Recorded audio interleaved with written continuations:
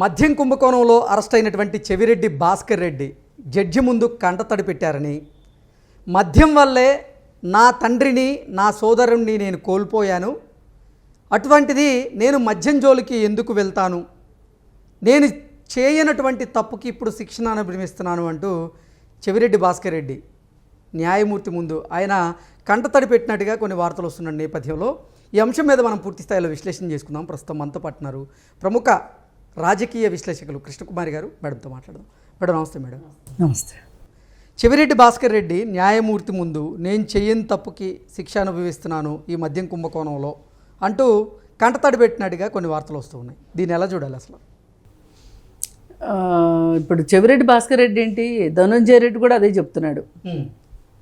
ఏంటేంటో మాట్లాడుతున్నారు. అసలు మా మీద అభియోగాలు చూస్తుంటే మాకే ఆశ్చర్యం వేస్తుంది, బాధ అనిపిస్తుంది. అసలు ఎందుకు ఇలా జరుగుతుంది, ఎందుకు ఇలా చేస్తున్నారు, మమ్మల్ని మేము చేయని తప్పుకి మమ్మల్ని ఎందుకు ఇలా ఇరికించారు, అన్నీ ఫ్యాబ్రికేట్ చేస్తున్నారు, మొత్తం సృష్టిస్తున్నారు వీళ్ళు మా మీద అభియోగాలన్నీ అని చెప్పి ఇద్దరు బోరుమని గోలగోలు చేసేస్తున్నారు కోర్టులో. సాక్షాత్తు ఇప్పుడు ఈయన ఎవరు, చెవిరెడ్డి భాస్కర్ రెడ్డి అసలు నా తండ్రిను నా తమ్ముడు మద్యం కారణంగా చనిపోయారు, అలా అంటే ఎప్పుడు నేను మద్యం గురించి ఏంటో దాని దుష్ప్రభావాలు ఏంటో నాకు తెలిసి నా కుటుంబానికి జరిగిన చేటు ఏంటో తెలిసిన తర్వాత నేను మద్యం జోలికి వెళ్తానా అని ఆయన చాలా భారీ డైలాగులు, అంటే అసలు ఎంత ఇప్పుడు వీళ్ళు ఫ్యాబ్రికేట్ చేసి కేసులు వేస్తున్నారనే దానికన్నా ఈయనంత ఫ్యాబ్రికేటెడ్ స్టేట్మెంట్లు ఇస్తున్నాడు ఇప్పుడు అర్థమవుతుంది. నాంది ప్రస్తావన అంటే బనవరీదేవి కేసే. ఏంటి అంటే ఆమె అంగన్వాడీ టీచర్గా పనిచేస్తూ ఉండేది, హెల్పర్గా పనిచేస్తూ ఉండేది. ఆవిడ బాల్య వివాహాలని బాగా వ్యతిరేకిస్తూ ఆవిడ అంగన్వాడీ టీచర్ యొక్క ఒకానొక విధి బాల్య వివాహాలని చట్టం దృష్టికి తీసుకురావటమే. అలా తీసుకొస్తుంది అని చెప్పి ఆవిడని ఇప్పుడు నార్త్లో బాగా చిన్నపిల్లలకి పెళ్ళిళ్ళు చేస్తూ ఉంటారు కదా, రాజస్థాన్ అటు. అయితే చేస్తున్నారు అని చెప్పి ఆవిడ వ్యతిరేకించిందని చెప్పి వాళ్ళు ఏం చేశారంటే ఆవిడని బెదిరించి చూశారు, ఉద్యోగం పీకిచ్చారు, రకరకాలు చేశారు. ఆమె వినట్లా, ఆమె పని ఆమె చేసుకుంటూ వెళ్తుంది, అవగాహన కలిగించడం ఇట్లాంటివన్నీ చేస్తుంది. అయితే ఆవిడని అత్యాచారం చేశారు. అట్లా అన్న భయపడిపోయి ఆగుతుందని. అయితే ఆవిడ కోర్టుకు వెళ్ళింది అత్యాచారం మీద. ఆ రోజు వాళ్ళు ఇచ్చిన స్టేట్మెంట్ ఏంటి అంటే, కోర్టులో లాయర్ చెప్పింది ఏంటి అంటే, నిందితుల తరఫున వాదించింది ఏంటి అంటే, మన దేశంలో అంటరాంతనం ఉంది కదండి, పై కులాల వాళ్ళు కింద కులాల వాళ్ళని ముట్టుకోరు కదా, బనవరీదేవి కింద కులం మనిషి, నా తరఫు వాళ్ళు పై కులాల వాళ్ళు, అసలు పై కులాల వాళ్ళు కింద కులాల వాళ్ళని ముట్టుకోరు కదా, ముట్టుకొని కాడికి అత్యాచారం ఎట్ట చేస్తారు అని చెప్పి వాదించాడనమాట. నాకు అట్లుంది చెవిరెడ్డి భాస్కర్ రెడ్డి చెప్పేది. ఇప్పుడు నువ్వు మద్యం ముట్టుకోకపోవచ్చు, కానీ మద్యం స్కామ్లో నువ్వు లేవంటే ఎట్లా నమ్ముతారు? అంటే ఎవరి ముందు ఏం చెప్తున్నారు అంటే, ఎవరికి పూలు పెడదామని చూస్తున్నారు వీళ్ళు? అంటే ఏంటంటే ఏదో ఒకటి ఒక భావోద్వేగంతో మాట్లాడేసేసి రెండో వాళ్ళని నిజమని నమ్మించేసేసి ఇప్పుడు అర్జెంటుగా బెయిల్ తీసుకోవాలి. బెయిల్ తీసుకుని బయటకు వచ్చి బయట ఉన్న సాక్ష్యాధారాలు ఏమైనా ఉన్నాయి అంటే ఆ సాక్ష్యాధారాలని రూపుమాపాలి. అది ఆయన కర్తవ్యం చెవిరెడ్డి భాస్కర్ రెడ్డిది. అసలు ఆయన దొరకాలని అనుకోలే, వేరే దేశం పారిపోతుంటే పట్టుకొచ్చారు, అది వేరే విషయం. అయితే ఈ చెవిరెడ్డి భాస్కర్ రెడ్డి ఒకప్పుడు ఒక రియల్ ఎస్టేట్ కంపెనీలో కలెక్షన్ ఎగ్జిక్యూటివ్, అంటే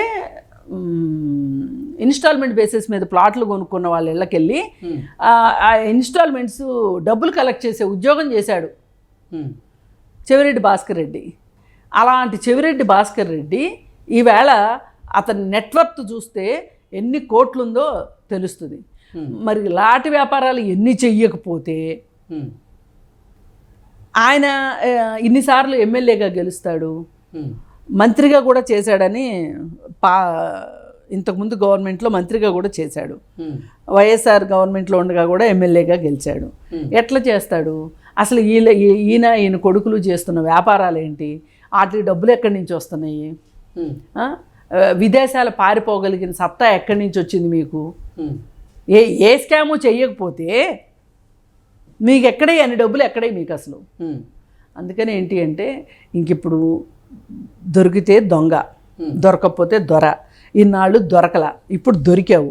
దొరికాక లేదు లేదు లేదు నేను దొంగని కాదు దొరని అని నిరూపించుకునే కార్యక్రమంలో భాగంగా గ్లిజరన్ లేకుండా ఏడుస్తున్నారు వీళ్ళు.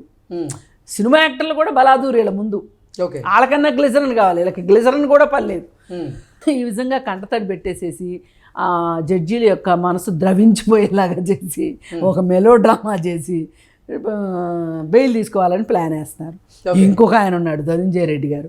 అసలు ఆయన అయితే ఆ స్టేట్ కేటగిరీ మనిషే కాదు, ఎక్కడో ఉన్నాయన. అడిగి అడిగి కోరి కోరి కోరి వచ్చాడు ఇక్కడికి. వచ్చి ఈ గవర్నమెంట్లో చేరాడు. చేరి జగన్మోహన్ రెడ్డి గారి గవర్నమెంట్లో చేరి మన ఇష్టం వచ్చినట్టు ఇక్కడ దున్నుకోవచ్చు, ఆయనకి ఇంత పెట్టి మనం కాస్త తినొచ్చు, ఎవరి నోట్లైనా గడ్డగొట్టచ్చు అనే ఉద్దేశంతో వచ్చారు. వచ్చి అడిగి మరీ వచ్చారు. ఏదో అంటారే పుల్ నోట్లో తలబెట్టారు అన్నట్టు అట్లా వచ్చిన క్యాండిడేట్ ఈ ధనుంజయ రెడ్డి వచ్చి ఈ లిక్కర్ స్కామ్లో ఇరుక్కున్నాడు.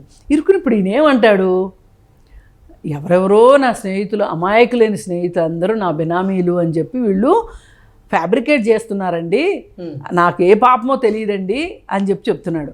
కానీ ఏదేమైనా ధనుంజయ రెడ్డి వీళ్ళందరూ కలిసి ఈ స్కామ్లో సంపాదించిన డబ్బులతోటి బంగారం కొనుగోళ్ళు కొన్నారని, ఆ ఇన్వాయిస్లు దొరికినాయని, అలాగే హైదరాబాద్లో 3 డంపులు ఉన్నాయని, ఏది మద్యం కుంభకోణం తాలూకు వచ్చిన డబ్బుల్ని హైదరాబాద్లో 3 చోట్ల దాశారని, ఆ డబ్బుల్ని మొత్తం వీళ్ళు ఈ మద్యం కుంభకోణంలో వచ్చిన డబ్బులు అన్నిటినీ 6 చోట్ల డబ్బులు దాచారని మరి ఎవరికైనా అనుమానం రావచ్చు, అసలు ఇంత బ్లాక్ మనీ ఎట్లా వచ్చింది అని. అయితే ఈ వీళ్ళు లిక్కర్ స్కామ్ చెయ్యాలి అని ఉద్దేశంతోనే లిక్కర్ పాలసీని మార్చారు. ఫస్ట్ ఎప్పుడైనా సరే ఎవరన్నా ఏదైనా ఒక అవినీతి చెయ్యాలి అనుకున్నప్పుడు ఆల్రెడీ ఉన్న పాలసీని మారుస్తారు. అంటే కొంచెం గందరగోళం వస్తుంది. అప్పుడు గందరగోళంలో నేను ఎక్కువ కొట్టేస్తానంటారు చూడండి, నన్ను తెకమక పెట్టబాకు ఎక్కువ కొట్టేస్తాను అట్లా. ఈ విధంగా వీళ్ళు కూడా ఏం చేస్తారంటే పాలసీ మార్చారు. పాలసీ మార్చి అప్పటి వరకు తీసుకుంటున్న లిక్కర్ బ్రాండ్లన్నింటినీ పక్కన పెట్టేసేసి వేలంపాట ద్వారా తీసుకున్న అంటే టెండర్ల ద్వారా వచ్చిన లిక్కర్ బ్రాండ్లన్నింటినీ పక్కన పెట్టి వీళ్ళ సొంత డిస్టిలరీస్లో తయారు చేసిన లిక్కర్ బ్రాండ్లను తీసుకొచ్చి పెట్టారు. అది రెండో పని. మూడో పని ఏం చేశారు అంటే డిజిటల్ మనీని యాక్సెప్ట్ చేయకోకుండా క్యాష్ రూపంలో డబ్బులు తీసుకున్నారు. అలాగే విపరీతంగా రేట్లు పెంచారు. వీటన్నిటి వల్ల ఏమైంది అంటే చాలా డబ్బులు వచ్చినాయి. అంటే తక్కువ ధరకి మద్యం వీళ్ళకి తయారవుతుంది. ఇప్పుడు ఒక షావెలస్ కంపెనీ ఉందండి, అది ఎప్పటి నుంచో గుర్తింపు ఉన్న కంపెనీ. ఆ కంపెనీలో తయారయ్యే మద్యానికి వీళ్ళు కొత్తగా పెట్టిన డిస్టిలరీలో మద్యానికి చాలా డిఫరెన్స్ ఉంటుంది క్వాలిటీ విషయంలో. అయితే ఆ మద్యం గనక కొన్ని అమ్మాలి అంటే గనక వీళ్ళకి మార్జిన్ తక్కువ మిగులుతుంది. అందుకని వీళ్ళే డిస్టిలరీస్ పాత మూసేసిన డిస్టిలరీస్ కొని తమిళనాడులో అది కూడా మళ్ళీ వీళ్ళ పార్టీ వాళ్ళ చేత కొనిపించి వాళ్ళ చేత మందు తయారు చేయించి క్వాలిటీ లేని మందు జనాలకి ఇచ్చారు, అది మళ్ళీ ఎక్కువ రేట్లకి. ఇట్లా ఇన్ని రకాలుగా వీళ్ళు మద్యం పాలసీని మార్చి ఈ మద్యం పాలసీలో వచ్చిన డబ్బును తీసుకుని వచ్చి ఇక్కడ పెట్టి ఎందుకు పెట్టారు అంటే అయ్యగారికి ఇవ్వాల్సిన అయ్యగారికి ఇచ్చేసేసి ఈ డంపులు ఇక్కడెక్కడ పెట్టి ఎలక్షన్స్ టైంలో ఈ డబ్బును వాడాలి అనే ఉద్దేశంతో. అంటే ఎంత ముందు చూపో చూడండి, ఎంత దూరదృష్టో చూడండి. అంత దూరదృష్టితోటి చేసినా సరే చట్టం కళ్ళు కప్పటం అన్నిసార్లు కుదరదు అనేది ఒకటి అర్థమవుతుంది దీన్ని బట్టి. కానీ ఈ స్కామ్లో ఉన్న వాళ్ళ మట్టుకు వాళ్ళు ఎన్ని దొంగేడుపులు ఏడ్చినా ఎన్ని శాపనార్థాలు పెట్టినా వాళ్ళ మట్టుకు వదలకూడదు. ఎందుకు వదలకూడదు అని చెప్తున్నానంటే, అంటే ఇట్లా ఏడిస్తేనే దొంగేడుపులు ఏడిస్తే మనకి కోర్టులో బెయిల్ దొరికింది అనుకోండి, ఇంక ఎవరికైనా భయం ఏముంటుంది చెప్పండి. అందుకోసం ఏంటంటే చెవిరెడ్డి భాస్కర్ రెడ్డి చెప్పనివ్వండి, ధనుంజయ రెడ్డి చెప్పనివ్వండి, ఫ్యాబ్రికేషన్ అని చెప్పనివ్వండి, ఏమన్నా చెప్పనివ్వండి, చట్టం తన పని తాను చేసుకుంటూ వెళ్ళాలి అనేది మనమందరం కోరుకుంటున్నాము. Okay okay madam, thank you so much.